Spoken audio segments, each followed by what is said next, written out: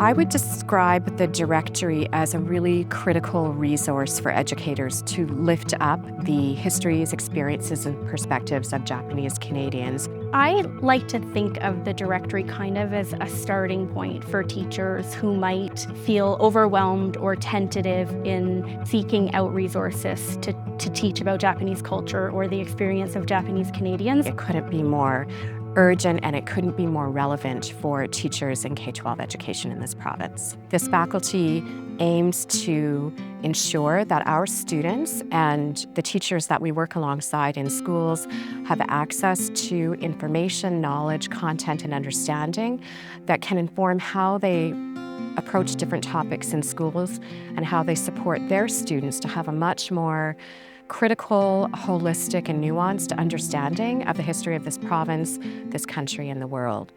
Declan, what did you draw on yours?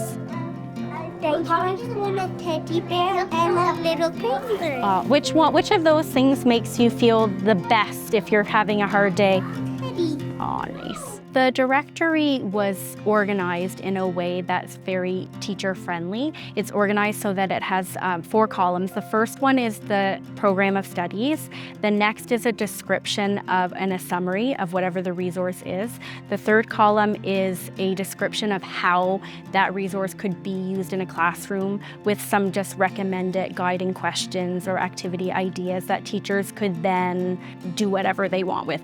And then the fourth column is a rationale for why that resource was important enough or relevant enough to be added into the directory. Our goal was to make this teacher-friendly. Japanese Canadian history is in fact a gateway to learn something much more than that. And the directory has many information of all kinds, like movies, books, picture books, oral histories, and so on. So it provides a variety of resources which teachers can use in their classroom. This directory provides a through line through curriculum, so teachers don't have to do the work of figuring out how best to situate it in their teaching. And all they need to do is familiarize themselves with the directory. I think it's really exciting, it's really meaningful, it's really timely. Having a resource that doesn't just list the resources out, but has them grade specific, subject specific, with the learner outcomes, it just makes it really easy to use. A problem that teachers face bringing in cultural aspects is not being of that culture or not truly understanding it. The directory really removes that barrier by giving first-hand glances or even connections to the culture we're studying, in this case, Japan. We did have to have a conversation about the difference between appropriation versus sharing a story with full acknowledgement of who the authors are. Yeah, they're becoming Canadian, right? It's not just about Japanese beautiful women, it can be a white Japanese woman too, right? Yeah, right? So it's the idea of learning the Canadian culture, right? The goal here is an anti-racist approach without making it so explicit that it distances people. We have done the heavy lifting for you. It will save time for teachers and then also might give some confidence to those people who are tentative to start to talk about a culture that is not their own within their classrooms. Does that remind you of something from in that book? Yeah. That is such a good thing to point out. What do you think those could be? Yeah, you can say. Cauliflowers. The lotus flowers? Yeah, the lotus. Yeah, what a good observation. You made a really good connection from this book to the other book that we read. I love it when students do that. Good job. 3 years ago, Alberta government finished a new curriculum, K-12 curriculum. Our president wrote a letter to the Ministry of Education saying, well, we really wish that you will use Japanese Canadian history as one of the topics in the social studies. And that's how we started this project.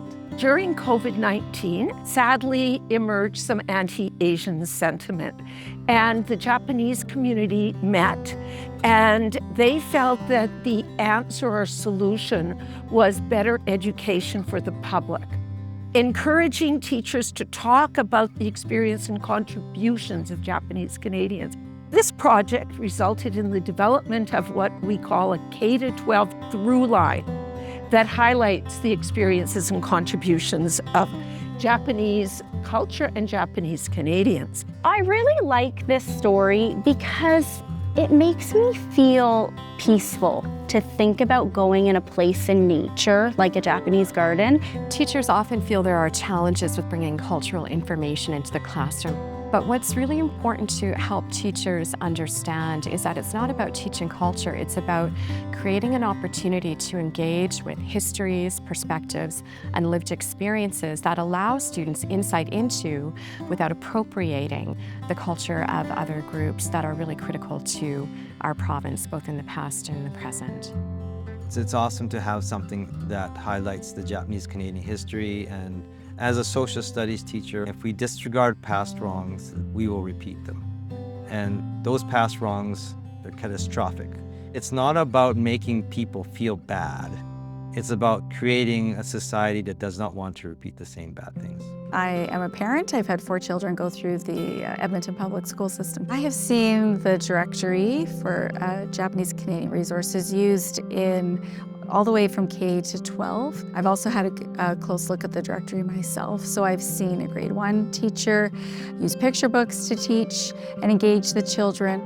And then I've seen it in the upper elementary grades as well, grade 5, where they're coming more in contact with the political ideologies of Canada. When these directory resources are taught by teachers, engaging their students at the level that they can understand, embedded in the curriculum, and they make those connections on their own. That is the power of the resources in this directory. This initiative is really important in ensuring that we can continue to have conversations about equity, diversity, and inclusion in education, helping our young people think critically about the world that they live in, how it was, how it is now, and also what their aspirations for the future might be. It's very rich in contents. It has all kinds of material.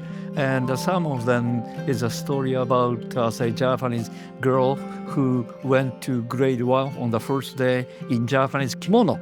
And she insisted to wear kimono on the first day of school. And it's an interesting story. This brings not only materials or information about the history of Japanese Canadians, but it opens up, say, wider view of how Canadians are made up of. I want to speak for a moment about the legacy of Gordon Hirabayashi, who was a visionary and a leader in terms of his work to ensure that education could be inclusive of diverse perspectives. He is a really phenomenal individual, and his legacy lives on through the directory and gives us hope and optimism for a future where our young people can engage with diverse perspectives, understand the complexities of history, understand the complexities of the present moment, and imagine a different kind of future, just as Gordon Hirabayashi imagined.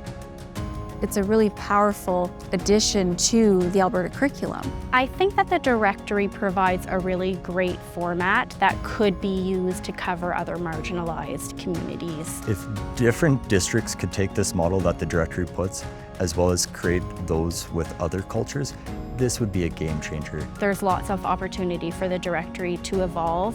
There will be future opportunities to do the through-line work with respect to the new curriculum. We should be able to apply the history that we've learned and apply it to what's happening today. I hope it will have a transformative impact that we need schools to be having in a time of dis and misinformation and great untruth. This is the moment where we need to have even greater resolve and optimism because the work is there, the resources are in place, and I feel hopeful that because of the vision and the commitment of Gordon and the directory and Dr. Olenka Bilash and others like her who champion this work, our teachers will be able to navigate all of the uncertainty around curriculum and content and what kind of future we might be able to curate as a society alongside our children who really are the ones that are going to move into the world and make a difference.